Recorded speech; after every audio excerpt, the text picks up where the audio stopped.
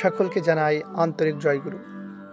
পরম প্রেমময় যোগপুরুষোত্তম শ্রী শ্রী ঠাকুর অনুকূল চন্দ্র বলেছেন, প্রতি বৎসর ন্যায্য সামর্থ্য সংকল্যাণ থাকিলে অন্তত পক্ষে একবার তোমার আদর্শ ইঙ্গিত প্রিয় পরমের জন্মস্থানে সশরীরে নতজাত উৎফল্ল অভিবাদন দিতে কিছুতেই তাচ্ছিল্য করিও না। অতএব শ্রী শ্রী ঠাকুর বোঝাতে চাচ্ছেন যে অন্তত বছরে একবার হলেও এই পরম তীর্থ হিমায়তপুরে আমাদের আসা প্রয়োজন বা আসার দরকার।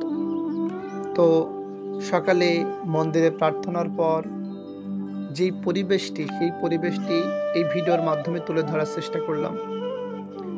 আসলে একটা জিনিস কি, এই পরম তীর্থ হিমায়তপুরে ধামে আসলে আমাদের সকলের মনের গ্রন্থির মোচন হয়। তো শ্রী শ্রী ঠাকুর বলেছেন, যেখানে গেলে মনের গ্রন্থির মোচন হয় সেটাই পরম তীর্থ।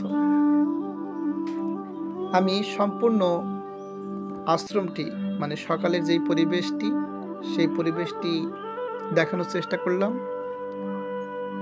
তো সকলে ভালো থাকবেন, সুস্থ থাকবেন এবং নামময় থাকবেন। বন্দে পুরুষোত্তমম, বন্দে পুরুষোত্তমম, বন্দে পুরুষোত্তমম। পরম পিতার জয় জয়কার হোক।